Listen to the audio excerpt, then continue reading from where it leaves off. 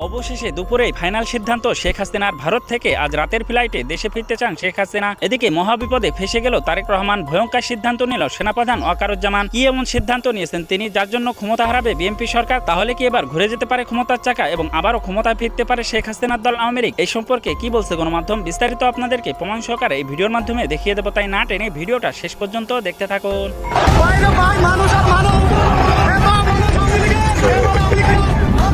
বাংলাদেশের রাজপথে হঠাৎ করে ঢল নেমেছে আওয়ামী লীগ কর্মীদের।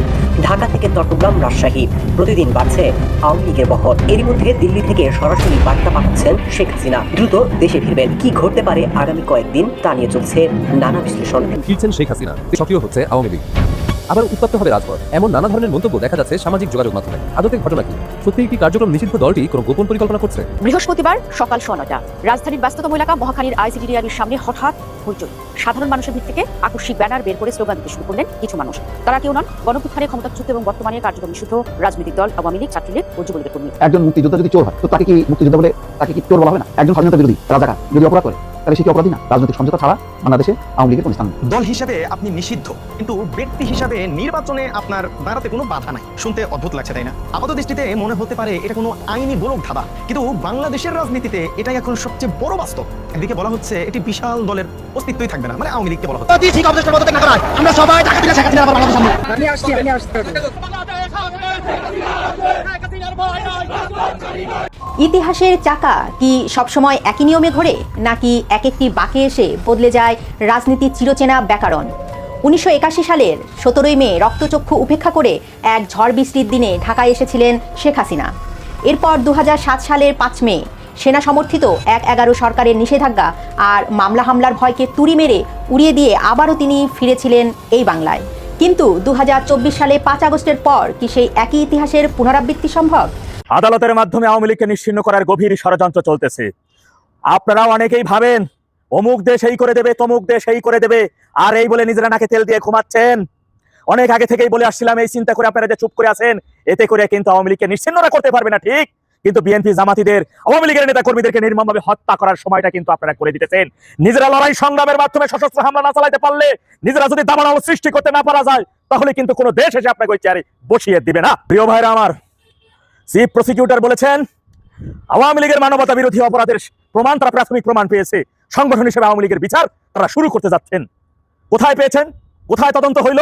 কোনো তদন্তের প্রয়োজন নাই, তারা সবকিছু গোল টেবিলে বসেই পাবেন। ওই গোল টেবিলে বসেই, চেয়ারে বসেই বিচারপতি রায় দিয়ে দিবেন। বিচার শুরু হয়ে গেছে। এখন সারা বাংলাদেশে থাকা আওয়ামী লীগের যে 6 কোটি কর্মী সমর্থক আছে, তাদেরকে জবাই করে দাও, কচুকাটা করে তাদের হত্যা করো। যদিও তারা এটা করতে পারবে না, কিন্তু এর মধ্য দিয়ে আওয়ামী লীগের অসংখ্য নেতা কর্মীর জীবন কিন্তু চলে যেতে পারে।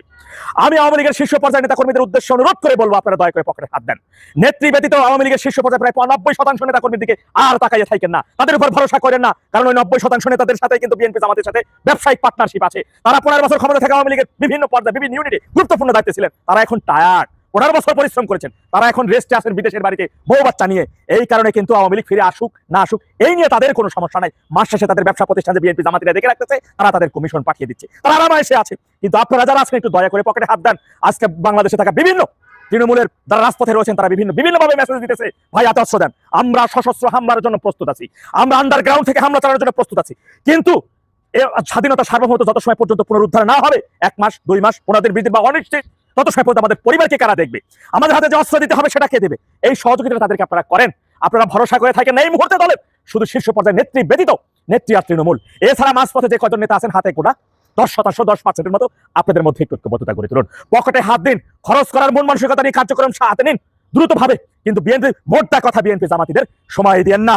এরই মধ্যে দেখেছেন জাতীয় সংসদ ভবনের দক্ষিণ প্লাজায় যখন বাংলাদেশকে যারা চায় নাই, 7ম নৌবহর পাঠিয়ে দিয়েছিলেন, যারা বাঙালিকে নির্মমভাবে হত্যার উদ্দেশ্যে রাশিয়ার সহযোগিতায় সেই 7ম নৌবহর তারা আগে পৌঁছাতে পারে নাই, তাদেরকে নাকি বাংলাদেশের পশ্চিম একেবারে পরীক্ষিত বন্ধু কে বলেছে কথাটা? বাংলাদেশ থেকে যে সাদা শকুনে বলেছে, এই সার্বভৌমত্বের মানচিত্র তারা খাপছে ধরেছে, সে জামাতিরা বলেছে। কে বলেছে এই কথা? ফ্যাসিস্ট তারেক বলেছে, খুনি তারেকে বলেছে। তারা ক্ষমতার জন্য বাংলাদেশের সার্বভৌমত্ব, স্বাধীনতা, মানচিত্র, লাল সবুজের পতাকা নিমিশেই কবর দিয়ে দিতে তারা প্রস্তুত আছে। ওতে কিছু যায় আসে না, ওরা এখন আরামায়েশে আছে, অর্থ টাকা পয়সা নিয়ে ওই যুক্তরাষ্ট্রে চলে যাবে। তারেকের মূল চিন্তা হচ্ছে যুক্তরাষ্ট্র থেকে নিষেধাজ্ঞা কিভাবে, ওর উপর নিষেধাজ্ঞা আছে, সেই নিষেধাজ্ঞা কিভাবে সে প্রত্যাহার করবে, ওই ধান্দায় আছে। আর এই ধান্দার জন্য ওর যা কিছু প্রয়োজন আছে ঘরের, যে দালার যারা ক্ষমতার জন্য নিজের বাম ভোটকে অন্যের বিছানায় দেওয়ার জন্য দ্বিধাবোধ করে না, তাদের কাছে সার্বভৌমত্বের কথা গুণ শুনবেন করবেন, তাদের কাছে জনগণের কথা বলবেন। আমি আপনাদের কাছে অনুরোধ করে বিনয়ের সাথে বলবো, আওয়ামী লীগের নেতারা যারা রয়েছেন শীর্ষ পর্যায়ে, তাদের টাকা পয়সা আপনাদের কম আল্লাহ অনেক দিয়েছে, আগামীতে আরো অনেকই দিবে, বিশ্বাস এখন আল্লাহ আপনাদের অনেক দিবে। দেশের জন্য, সার্বভৌমত্বের জন্য, দলের জন্য, তৃণমূল পর্যায়ে সক্রিয় নেতাকর্মীদের জন্য দয়া করে আপনাদের হাতটা বাড়িয়ে দেন, সহযোগিতা করুন ওদেরকে, নিবিড় যোগাযোগ রাখুন তাদের সাথে। সশস্ত্র হামলা ছাড়া কিন্তু বাংলাদেশকে রক্ষা করা যাবে না। আওয়ামী লীগ, এই ৭৭ বছরের আওয়ামী লীগকে কেউ কখনো ধ্বংস করতে পারে নাই, পারবে না ইনশাল্লাহ। কারণ আওয়ামী লীগকে দেখভাল করে রাখেন দেশের 6 কোটি জনগণ, আওয়ামী লীগকে দেখভাল করে রাখেন স্বয়ং সৃষ্টিকর্তা। সুতরাং আওয়ামী লীগকে ধ্বংসের শক্তি ওদের নাই, কিন্তু ওদেরকে যদি সময় দেন, দেশের সাধারণ নিরহ মানুষ, আওয়ামী লীগের অসংখ্য নেতাকর্মী ওদের কর্তৃক নিহত হবে, মারা যাবে, আরো নেত্রী ধর্ষণের শিকার হবে। এই সুযোগ ওদেরকে কে করে দেন না। ওরা বিহারীর বাচ্চা, ওরা জিন্নাহর বীর্যে পয়দা হওয়া পাকিস্তানি রেখে যাওয়া প্রেতাত্মা, ওদেরকে বিশ্বাস করেন না, ওদের উপর ভরসা করে ওদের সময় দেন না। যত দ্রুত সম্ভব গেরিলা কায়দায় আন্ডারগ্রাউন্ড থেকে সশস্ত্র হামলা পরিচালনা করা যায় তার প্রস্তুতি আপনারা গ্রহণ করুন। ওদেরকে যত সময় দেবেন ততই কিন্তু ধ্বংসের দিকে যাচ্ছি আমরা। ওদেরকে যত সময় দেবেন ততই ওদের শক্তি সঞ্চারিত হচ্ছে, ওরা ধ্বংস করার জন্য আরো সুযোগ পাচ্ছে, সময় পাচ্ছে। দয়া করে এই সময়টা ওদেরকে দিয়েন না। একটু মাথায় রাখেন পাকিস্তান কিভাবে বলে চতুর্দিক থেকে হামলা চালাবে তারা ভারতে। এই কথাটা কেন বলতেছে একবার কি বুঝে আসছে না আপনাদের মাথায়? সিম্পল কমন সেন্সটা কেন আসতেছে না? বাংলাদেশটা যে বাংলাদেশ নাই, বাংলাদেশটা যে পূর্ব পাকিস্তানে পরিণত হয়েছে, বাংলাদেশটাকে ওরা বলে নতুন বাংলাদেশ। ওই নতুন বাংলাদেশটাকে নতুন ভাবে পূর্ব পাকিস্তান বানাই ফেলতে রাত আর দিন লাগবে না, 1 মিনিটের মধ্যে সেটা হয়ে যাবে। সুতরাং সেই সুযোগটা দয়া করে ওদেরকে আর দিয়েন না। নেত্রীর সাথে যখন বাস্তবতা চলতেছে সেই বাস্তবতা নিয়ে নেত্রীর সামনে তুলে ধরুন। বর্তমান সময়টা যেটা করা উচিত সেই বিষয়গুলো তুলে ধরুন। ওই আওয়ামী লীগের বিদ্যুৎ মন্ত্রী বিপুর মতো যারা নেতা আছে তাদের উপর ভরসা করা বাদ দেন। বিএনপি জামাতিদের সাথে ন্যূনতম ব্যবসায় পার্টনারশিপ সকল নেতাদের আছে, তাদের আপাতত দূরে রাখেন, দলের গভীরের আলোচনা থেকে তাদের দূরে রাখেন। এগুলো লিক হচ্ছে, তারা চাচ্ছে না যে আওয়ামী লীগ খুবই দ্রুত সময়ের মধ্যে বাংলাদেশের স্বাধীনতা সার্বভৌমত্ব পুনরুদ্ধার করুক। কারণ এতে তাদের পার্টনারশিপে যারা রয়েছে বিএনপি জামাতিরা, তারা মন খারাপ করবে।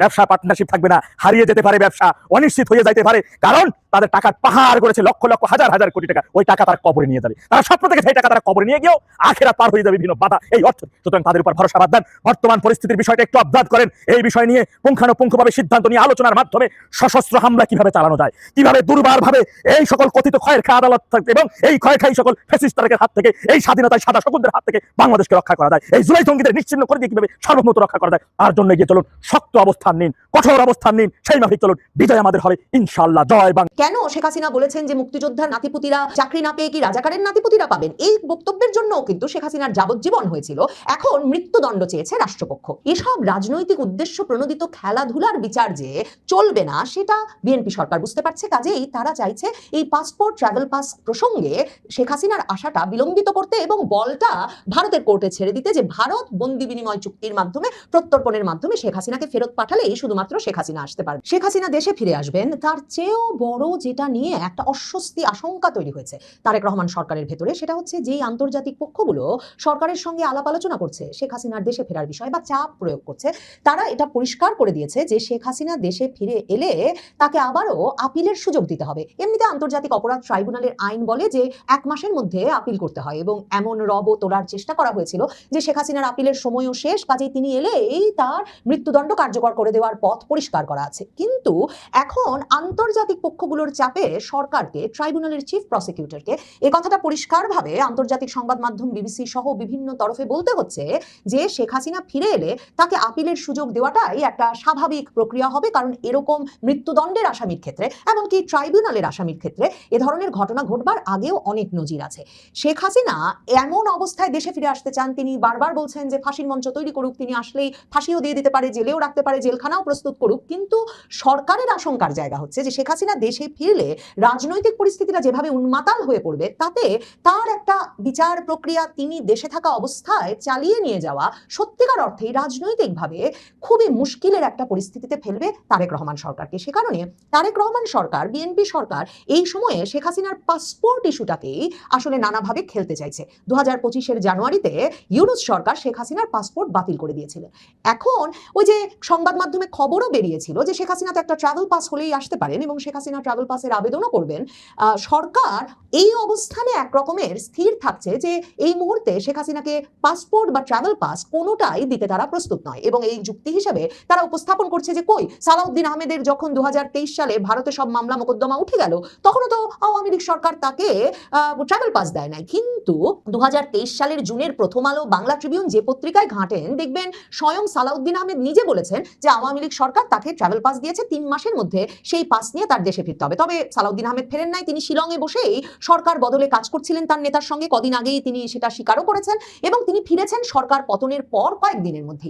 এখন বিএনপি যুক্তি দিচ্ছে যে এই পাসপোর্ট বাতিল হয়ে যাওয়া এবং পাসপোর্ট না থাকার কারণে তাদের নেতা তারেক রহমানকে তো রীতিমতো রাজনৈতিক আশ্রয় প্রার্থনা করতে হয়েছিল ব্রিটিশ সরকারের কাছে। মানে 2018 সালে অবশেষে এসে মির্জা ফখরুল ইসলাম আলমগীর এই বিবিসি বাংলার কাছে স্বীকার করেছিলেন যে তাদের নেতা তারেক রহমান 2012 সালেই ব্রিটিশ পাসপোর্টের, ব্রিটিশ নাগরিকত্বের রাজনৈতিক আশ্রয়ের আবেদন করে ফেলেছেন, যেহেতু সরকার তাকে পাসপোর্ট ফেরত দেয় নাই। এরপর তো তারেক রহমান দেশে ফেরার আগেও বারবার এ নিয়ে অনেক আলোচনা হয়েছে যে তারেক রহমান কি ব্রিটিশ নাগরিক, তারেক রহমান কোন পাসপোর্ট নিয়ে চলাফেরা করেন, তার কি আদৌ ব্রিটিশ পাসপোর্ট হয়েছে। এসব প্রসঙ্গে নানা রকম আলোচনা, সন্দেহের মধ্যেই তারেক রহমান দেশেও ফিরেছেন, প্রধানমন্ত্রীও হয়েছেন এবং দেশে ফিরে দিনে দিনে জাতীয় নাগরিকত্ব কার্ড এবং ভোটার তালিকায় নিজের নাম উঠিয়েছেন। কাজেই পরিস্থিতি অনুকূল হয়ে গেলে পাসপোর্ট, ট্রাভেল পাস কোনোটাই যেমন বিষয় নয়, তেমনি সরকার তার হাতে শেখ হাসিনার আশাটা পিছিয়ে দেওয়ার কি কি প্রক্রিয়া আছে সেটা যখন ভাবছে, তখন তার কাছে পাসপোর্টটাকেই সবচেয়ে উপযুক্ত একটা কৌশল বলে আপাতত মনে হচ্ছে। বিবিসি বাংলা একটা সংবাদ বিশ্লেষণ ছেপেছে, যেখানে তারা লিখছে শেখ হাসিনা দেশে ফিরলে কি হবে। কারণ গত কিছুদিন ধরে বারবার পত্রপত্রিকায় এই যে আন্তর্জাতিক অপরাধ ট্রাইব্যুনালের চিফ প্রসিকিউটর, বিএনপির ঘনিষ্ঠ আইনজীবী, বিএনপির রাজনীতির সঙ্গে ঘনিষ্ঠভাবে জড়িত এই আমিনুল ইসলাম, চিফ প্রসিকিউটর, তিনি পরিষ্কারভাবেই বলছেন যে শেখ হাসিনার দেশে আসতে আইনগত কোনো বাধা নেই। তিনি বলেছেন যে আইনের দৃষ্টিতে শেখ হাসিনা পলাতক এবং তিনি কোন দেশে আছেন সেটা আনুষ্ঠানিকভাবে ট্রাইব্যুনাল জানে না, তবে বিভিন্ন মাধ্যমে তারা শেখ হাসিনা ভারতে অবস্থান করছেন বলে জানতে পারেন। ভারতের সাথে আমাদের এক্সট্রাডিশন ট্রিটি আছে, বিবিসি বাংলাকে চিফ প্রসিকিউটর আমিনুল ইসলাম এই বিএনপি নেতা বলছেন, এবং তিনি বলছেন বন্দি বিনিময় চুক্তির আওতায় তাকে আনার সুযোগ আছে, অথবা তিনি নিজেও আসতে পারেন। কিন্তু তিনি নিজে আসতে হলে তার হাতে পাসপোর্ট বা ট্রাভেল পাস থাকতে হবে। বিএনপি আসলে চাইছে যে ওই এক্সট্রাডিশন ট্রিটি বা বন্দি বিনিময় চুক্তির মাধ্যমে ভারত তাকে পাঠানোর সিদ্ধান্ত নিক, এবং বিএনপি জানে, এই চিফ প্রসিকিউটর আমিনুল ইসলামও জানেন যে ভারতের পক্ষে মৃত্যুদণ্ডের আসামি এবং ভারত যাকে একটা রাজনৈতিক উদ্দেশ্য প্রণোদিত মামলা বলে জানে, এবং এমনকি ব্রিটেনের শীর্ষস্থানীয় 10 জন আইনজীবী শেখ হাসিনার মামলার রায় নভেম্বরে হওয়ার পর চিঠি দিয়ে ট্রাইব্যুনালকে এই রায়কে একটা সাজানো, রাজনৈতিক উদ্দেশ্য প্রণোদিত এবং অন্যায্য রায় হিসেবে অভিহিত করেছে। সেই রায়ের ভিত্তিতে যে ভারত সরকার বন্দি বিনিময় চুক্তি করে মৃত্যুদণ্ডের আসামি শেখ হাসিনাকে এমন একটা রাজনৈতিক পরিস্থিতিতে তার দেশে ফেরত পাঠাবে না, সেটা বিএনপি সরকার খুব ভালো করে জানে। কাজেই বিএনপি চাইছে যা ঘটার সেটা ওই পাসপোর্ট, ট্রাভেল পাস এসব জটিলতায় ঘটুক এবং অনেকটা সময় বরং পার হয়ে যাক, শেখ হাসিনা দেশে না আসা পর্যন্ত একটা নিশ্চিন্ত সময় তারা কাটাতে পারুক। মানে এই বছরের মধ্যেই যে তিনি ফিরে যাবেন বলছেন, এটা যাতে ঘটতে না পারে তার নানা রকম পথ আবিষ্কারের চেষ্টা করছে এই বিএনপি সরকার। দেখেন কি অদ্ভুত, চিফ প্রসিকিউটর আমিনুল ইসলাম বলছেন তিনি কোন দেশে আছেন সেটা নাকি আনুষ্ঠানিকভাবে ট্রাইব্যুনাল জানে না, অথচ বাংলাদেশের সেনা বিমানে করে শেখ হাসিনা সেনা কর্মকর্তাদের প্রহরায় ভারত গেছেন এবং ভারত সরকারের সঙ্গে বাংলাদেশের সরকারের একেবারে উচ্চ পর্যায়ের, বাংলাদেশের সামরিক বাহিনীর শীর্ষ পর্যায়ের ব্যক্তিদের আলাপ আলোচনায় ভারত সেই সেনা বিমান ঢুকবার জন্য পথও খুলে দিয়েছে এবং একটা সামরিক ঘাঁটিতে গিয়ে শেখ হাসিনাকে নিয়ে যাওয়া বিমানটা নেমেছে। মানে এমন ভাবে রাষ্ট্রীয় প্রহরায় তাকে ভারত নিয়ে যাওয়া হয়েছে, কিন্তু এই রাষ্ট্রের একটা ট্রাইব্যুনাল বলছে আনুষ্ঠানিকভাবে তিনি কোথায় আছেন সেটাও নাকি তারা জানে না। কিন্তু সবচেয়ে ইন্টারেস্টিং হচ্ছে যে তারেক রহমানের অতি ঘনিষ্ঠ ডাক্তার জাহিদুর রহমান, তথ্য উপদেষ্টা, তিনি যেমন শেখ হাসিনা দেশে ফিরবেন ঘোষণা দেওয়ার পরপরই ঘোষণা দিয়েছিলেন যে শেখ হাসিনা দেশে ফিরলে তার প্রতিও ইনসাফ করবে বিএনপি সরকার, তার বিচার হয়ে গেছে, কিন্তু তিনি আসলে আবারও নিজেকে ডিফেন্ড করার সুযোগ পাবেন। এবং তখনই প্রশ্ন করেছিলাম যে আপিলের সময়সীমা চলে গেছে, তার মানে কি আবার একটা পুনর্বিচার প্রক্রিয়ার প্রসঙ্গ আসছে, আপিল করবার সুযোগের প্রসঙ্গ আসছে। কারণ ওই যে ব্রিটিশ আইনজীবীরা কিংবা শেখ হাসিনার রায়ের পর হিউম্যান রাইটস ওয়াচ সহ যে মানবাধিকার সংগঠনগুলো উদ্বেগ জানিয়েছিল, তারা প্রত্যেকেই বলেছিল এই যে আসামির অনুপস্থিতিতে একটি আদালত এত দ্রুততার সাথে সর্বোচ্চ শাস্তি মৃত্যুদণ্ড দিয়ে দিয়েছে শেখ হাসিনাকে, সেটাকে তারা অন্যায্য এবং আন্তর্জাতিক আইনের রায়ের পরিপন্থী বলে মনে করে। কাজেই তারেক রহমান সরকার জানে, বিএনপি সরকার জানে, এখন শেখ হাসিনা ফিরলে তাদেরকে ইনসাফ করতেই হবে, মানে আপিলের সুযোগ দিতেই হবে, এবং আপিলের সুযোগ দিলে যেসব কারণে যাবজ্জীবন দিয়ে দেওয়া হয়েছে, এখন আবার এই আমিনুল ইসলাম চিফ প্রসিকিউটর তার নেতৃত্বে রাষ্ট্রপক্ষ আবার আপিল করেছে যে কেন শেখ হাসিনা বলেছেন যে মুক্তিযোদ্ধার নাতিপুতিরা চাকরি না পেয়ে কি রাজাকারের নাতিপুতিরা পাবেন, এই বক্তব্যের জন্য কিন্তু শেখ হাসিনার যাবজ্জীবন হয়েছিল, এখন মৃত্যুদণ্ড চেয়েছে রাষ্ট্রপক্ষ। এসব রাজনৈতিক উদ্দেশ্য প্রণোদিত খেলাধুলার বিচার যে চলবে না সেটা বিএনপি সরকার বুঝতে পারছে। কাজেই তারা চাইছে এই পাসপোর্ট, ট্রাভেল পাস প্রসঙ্গে শেখ হাসিনার আশাটা বিলম্বিত করতে এবং বলটা ভারতের কোর্টে ছেড়ে দিতে, যে ভারত বন্দি বিনিময় চুক্তির মাধ্যমে, প্রত্যর্পণের মাধ্যমে শেখ হাসিনাকে ফেরত পাঠালেই শুধুমাত্র শেখ হাসিনা আসতে পারবেন। বিএনপি সরকার সবচেয়ে বড় যে কারণে ঠেকে গেছে সেটা হচ্ছে এই যে আন্তর্জাতিক অপরাধ ট্রাইব্যুনালে মৃত্যুদণ্ডপ্রাপ্ত বাচ্চু রাজাকার আবুল কালাম আজাদ, তিনি 2013 সালে আন্তর্জাতিক অপরাধ ট্রাইব্যুনালে যুদ্ধাপরাধের দায়ে তার মৃত্যুদণ্ড হয়েছিল, ধর্ষণ, হত্যা সহ নানা রকম গুরুতর অপরাধে। সেই আবুল কালাম আজাদ বাচ্চু রাজাকার তারপর থেকেই উধাও ছিলেন, পুরো বিচার কার্যটার সময়ও তিনি উধাও ছিলেন। 2026 সালে তিনি এসে আদালতে আত্মসমর্পণের আবেদন করেন। এর আগে 2025 সালে তিনি তার সাজা স্থগিতের আবেদন করেছিলেন ইউনূস সরকারের কাছে, এবং যে আসামি পলাতক, যে আসামিকে বিচারের সময় কিংবা দণ্ডের পরে আর কোথাও খুঁজে পাওয়া যায় নাই, সে আসামির গায়েবী সাজা স্থগিতের আবেদনের ভিত্তিতেও কিন্তু ইউনূস সরকার বাচ্চু রাজাকার আবুল কালাম আজাদের সাজা স্থগিত করেছিল, এবং 2026 জানুয়ারিতে আন্তর্জাতিক অপরাধ ট্রাইব্যুনালে হাজির হয়ে আবুল কালাম আজাদ ওরফে বাচ্চু রাজাকার আপিলের আবেদন করা মাত্র সেই আবেদন গ্রহণ করেন ট্রাইব্যুনাল। তার মানে এই যে আন্তর্জাতিক অপরাধ ট্রাইব্যুনাল আদালতে বাচ্চু রাজাকারের ঘটনার মাধ্যমে 1 মাসের মধ্যে নয়, মানে বহু বহু বছর পরে এসেও আপিল করতে পারার যে নজির সৃষ্টি হয়েছে, সেটা এখন সরাসরিভাবে বিপদগ্রস্ত করেছে বিএনপি সরকারকে। তাই চিফ প্রসিকিউটর আমিনুল ইসলামকে বলতে হচ্ছে বিবিসিকে যে যুদ্ধাপরাধ ট্রাইব্যুনালে দণ্ডিত 2-1 আপিল ফাইল করেছেন, সেখানে আমাদের আপিল বিভাগের সংবিধানের আর্টিকেল 104 এর আওতায় প্রিন্সিপাল অফ কমপ্লিট জাস্টিস, ওই নীতিতে অনেকের আপিল আদালত নিয়েছেন। কাজেই একজন পলাতক আসামি হিসেবে শেখ হাসিনা এলে তাকে অবশ্যই ট্রাইব্যুনালে সারেন্ডার করতে হবে, সারেন্ডার করে জেলেও যেতে হবে, এবং সেখান থেকে তাকে আপিল ফাইল করতে হবে বা যে প্রক্রিয়ায় তিনি যেতে চান, সেক্ষেত্রে আপিল শুনানি সাপেক্ষেই কেবল পরবর্তী বিষয়ে সিদ্ধান্ত নেওয়া সম্ভব, তার আগে নয়। শীর্ষস্থানীয় আইনজীবীরা বলছেন, কোনো মামলায় মৃত্যুদণ্ডের রায় থাকলে দণ্ডিত ব্যক্তির বক্তব্য শোনার সুযোগ না দিয়ে দোষী সাব্যস্ত করা উচিত নয়। এটা ন্যায় বিচারের একটা মৌলিক নীতি, ন্যাচারাল জাস্টিসের প্রশ্ন। এই প্রশ্নটাই কিন্তু amnesty international, human rights watch থেকে শুরু করে ব্রিটেনের শীর্ষস্থানীয় আইনজীবীরা আন্তর্জাতিক অপরাধ ট্রাইব্যুনালের কাছেও তুলে রেখেছে। কিন্তু তাতেই কি শেখ হাসিনার দেশে ফেরার পথে সব বাধা দূর হয়ে গেছে? বিবিসি বাংলাকে সুপ্রিম কোর্টের সিনিয়র আইনজীবী মনজিল মোর্শেদ মনে করিয়ে দিয়েছেন যে আমি মনে করি তার দেশে আসতে বাধা আছে। বাধা হলো পাসপোর্ট। উনি যখন গেছেন তখন ওনার কাছে রেড পাসপোর্ট ছিল, কিন্তু সরকার সেই রেড পাসপোর্ট বাতিল করে দিয়েছে। এখন ওনার কাছে কোনো ভ্যালিড পাসপোর্ট নাই। বিএনপি সরকার এই পাসপোর্ট ইস্যুটা নিয়ে শেখ হাসিনার দেশে ফেরা যতটা সম্ভব বিলম্বিত করতে চাইছে। প্রিয় দর্শক, এই ভিডিওটা আপনাদের কাছে কেমন লাগলো? যদি বিন্দু পরিমাণ ভালো লেগে থাকে তাহলে অবশ্যই চ্যানেলটাকে সাবস্ক্রাইব করে আমাদের সাথেই থাকবেন, যাতে করে এমন নতুন নতুন আপডেট নিউজ সবার আগে আপনাদের হাতে পৌঁছে দিতে পারি। তাহলে সবাই ভালো থাকবেন, সুস্থ থাকবেন। দেখা হচ্ছে পরবর্তী কোনো আপডেট নিউজ নিয়ে।